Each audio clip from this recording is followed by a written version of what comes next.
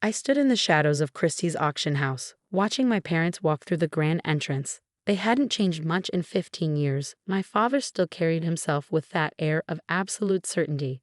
My mother still dressed to impress in designer labels that screamed old money. They had no idea I was here, no idea that the paintings they'd come to bid on were mine. I'm Isabella Mitchell, though the art world knows me only as I am, the mysterious artist whose abstract works now sell for millions. But 15 years ago, I was just their disappointing daughter who refused to get a real job. The memory of that day still burns clear in my mind. I'd come home from art school to find my paintings, 2 years of work, piled in the garbage. My father stood in my studio, now emptied of everything except my easel. "This ends now," he'd said, his voice cold with finality. "No more wasting time on worthless scribblings. You're going to law school, like we planned." My mother had stood behind him, nodding in agreement. "Darling, this little hobby of yours, it's not a career. The Mitchells are lawyers, not struggling artists." I can still feel the paint on my fingers as I dug through the garbage, salvaging what I could. One canvas survived, my favorite piece, an abstract study in blues and golds that my father had called meaningless splashes. That painting now hung in the Museum of Modern Art, valued at over $3 million. "Ms. Mitchell." My assistant David's voice pulled me back to the present. "They're about to start the preview. Your parents are heading toward Gallery 3. I nodded, adjusting my dark wig and sunglasses. After 15 years of careful anonymity, only a handful of people knew that I was Isabella Mitchell. My parents certainly didn't. They thought I was working as an art consultant in Chicago, making a modest living managing other people's collections. The truth was far different. That last canvas I'd saved became my signature style, launching a career that would revolutionize modern abstract art. But I never revealed my identity, never showed my face at galleries or openings. The mystery only added to my allure and to my prices. I followed my parents into Gallery 3, keeping my distance as they approached my latest series. 5 large canvases, each an exploration of light and shadow, chaos and order. The auction estimate started at $5 million per piece. "Extraordinary," my mother breathed, staring at the centerpiece. "The way the light seems to move through the darkness." My father consulted his auction catalog. Im's Redemption series. Starting bid $5 million each. He shook his head. "The art world has gone mad. Who pays this much for random paint splashes?"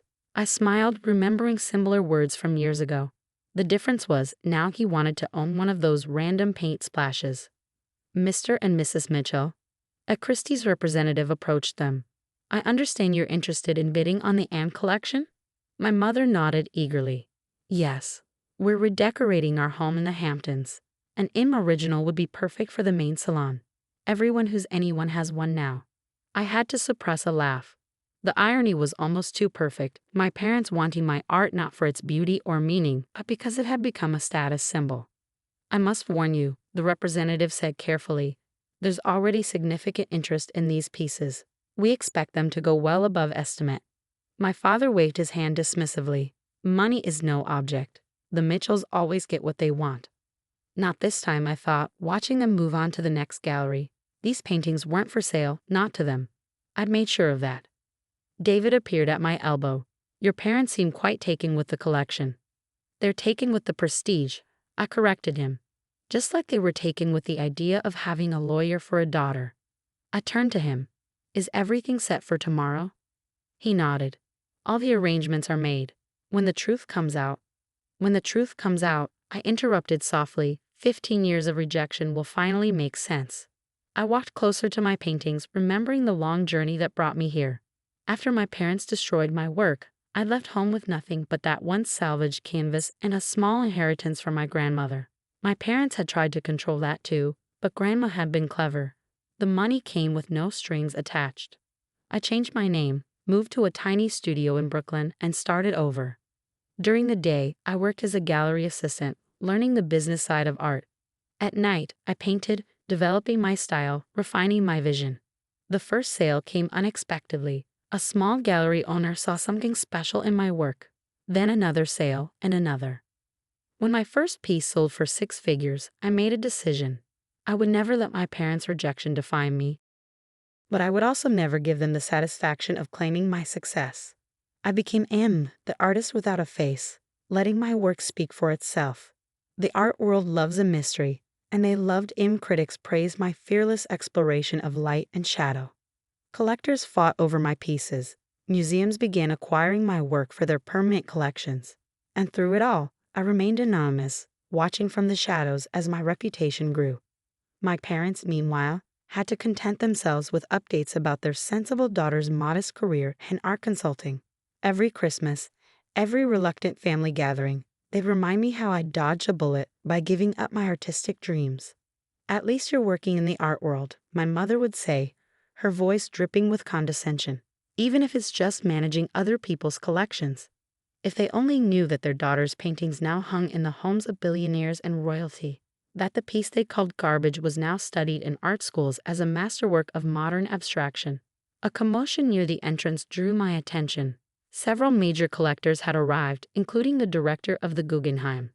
They were all here for tomorrow's auction, an auction that would shock the art world and shatter my parents' carefully constructed reality.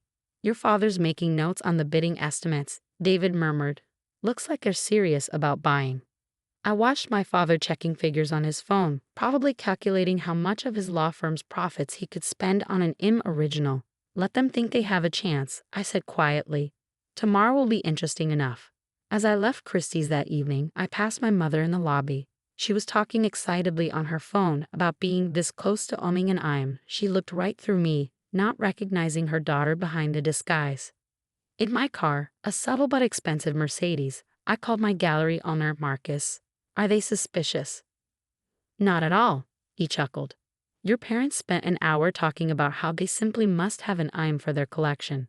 Your mother mentioned something about it being an investment in culture. If they only knew." I thought about the real investment I'd made, not in money, but in myself. When everyone else saw garbage, I'd seen possibility. When they demanded I conform, I'd chosen to transform. "Tomorrow then," I said, ending the call. At home, a penthouse overlooking Central Park, I changed out of my disguise and stood before my latest work in progress. It was different from my usual style, more personal somehow. Perhaps because I knew it would be the piece that finally revealed the truth. I picked up my brush, adding touches of gold to the swirling darkness. Tomorrow would change everything. Tomorrow, my parents would learn that the daughter they rejected had become the artist they couldn't afford. But tonight, I painted, just as I had every night for 15 years. Because in the end, this was never about them. It was about staying true to my vision, even when the whole world called it worthless. I worked late into the night, losing myself in the canvas, in the pure joy of creation that my parents had never understood. Outside my window, New York glittered like a painting itself, full of light and shadow, chaos and order. Tomorrow would bring its own kind of chaos. But for now, I painted, letting the colors tell the story I'd kept silent for so long. The morning of the auction, Christie's was buzzing with anticipation. Art collectors, museum directors, and critics filled the grand hall, all eager to bid on the mysterious Im's latest works. My parents sat in the front row, my father clutching his bidding paddle like a weapon. I watched from backstage, still in my disguise. In 30 minutes, 15 years of secrecy would end. Marcus, my gallery owner, approached with a concerned look. "Are you sure about this?" he asked quietly. "Once we make the announcement, there's no going back."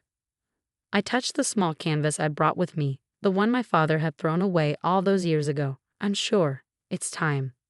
The auction began with smaller pieces, but everyone was waiting for the AM collection.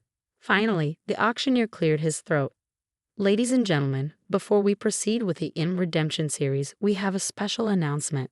For the first time in 15 years, the artist known as M has agreed to reveal their identity."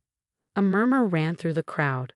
My father leaned forward, probably already calculating how this revelation might affect his investment. Marcus stepped up to the podium.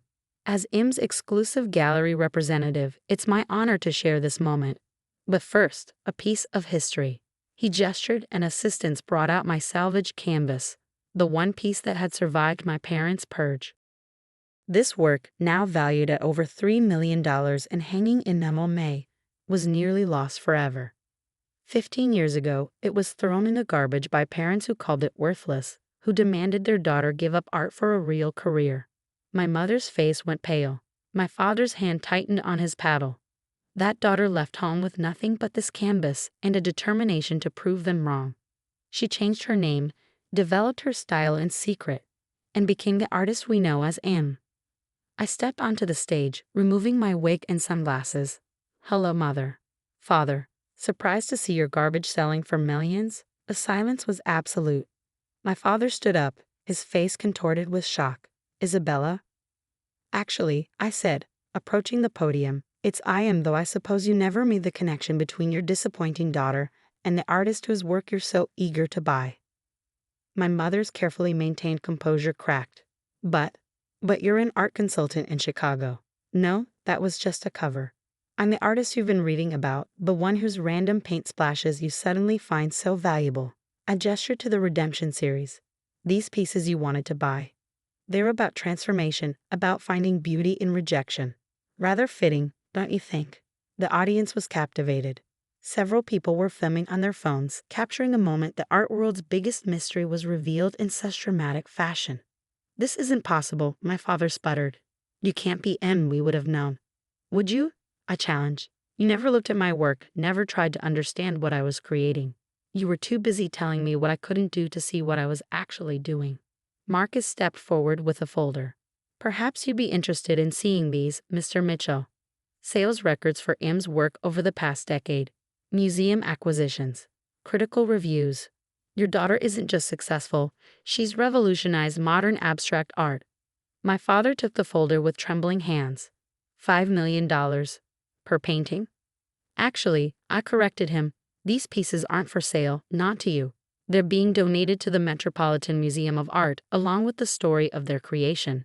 A reminder that art's true value can't be measured by someone else's expectations. My mother stood up, tears streaming down her face. Darling, if we'd known. That's exactly the point. I cut her off. You never tried to know. You were so convinced you knew what was best for me that you couldn't see what I was becoming. The auctioneer tried to restore order as whispers and camera flashes filled the room. Art critics were already typing on their phones, no doubt crafting headlines about the dramatic revelation of M's identity. The auction will proceed, I announced, but with one change. All proceeds will establish a foundation for young artists whose families don't support their dreams. Because talent shouldn't be thrown away just because someone else can't see its worth. The applause was thunderous. In the front row, my parents sat in stunned silence, watching as their chance to own an M original slipped away, along with their illusion of control over their daughter's life. Afterward, in the private viewing room, they tried to approach me. My father spoke first, his voice uncharacteristically uncertain. Isabella, I don't know what to say. There's nothing to say, I replied calmly. You made your choices 15 years ago. I made mine. We were wrong, my mother whispered. So terribly wrong. Can you ever forgive us? I looked at them, really looked at them, for the first time in years. They seemed smaller somehow, their certainty shattered, their worldview upended. Forgiveness isn't the point, I said finally. I didn't reveal myself to get an apology. I did it because I'm done hiding my success to spare your pride. But you're our daughter, my father protested. Surely we can. Can what? I interrupted. Claim credit for my success. Pretend you supported me all along. No, I built this career despite you, not because of you. I gestured to my paintings, my Redemption series. Each of these pieces tells a story of transformation, of finding strength in rejection. They're worth millions now, but their real value isn't in money. It's in what they represent, the triumph of believing in yourself when no one else does. Over the next few weeks, the art world buzzed with my revelation. Critics wrote lengthy pieces analyzing my work through the lens of my story. Galleries reported increased interest in supporting emerging artists. My foundation received thousands of applications from young creators facing similar rejection. My parents tried to reconnect, sending expensive gifts, making grand gestures. But they still didn't understand. This wasn't about money or success, it was about validation. About proving that art's worth couldn't be measured by someone else's standards. One evening, as I worked in my studio on a new piece, I received a message. A young artist, inspired by my story, had defied her parents' demands to give up painting. She was hosting her first gallery show. I attended anonymously, watching her explain her work to visitors with passionate intensity. Her parents weren't there, they'd refused to come. But she stood tall, believing in her vision just as I had 15 years ago. After the show, I left her a note: never let someone else define your worth. True art comes from believing in yourself, even when no one else does. In my studio that night, I looked at my salvaged canvas, the piece that started everything. It still spoke to me of determination, of finding beauty in rejection. But now it also reminded me that sometimes the most valuable things in life are the ones others throw away. I picked up my brush and began to paint, letting the colors flow freely. Because in the end, art isn't about proving others wrong. It's about proving yourself right, one canvas at a time.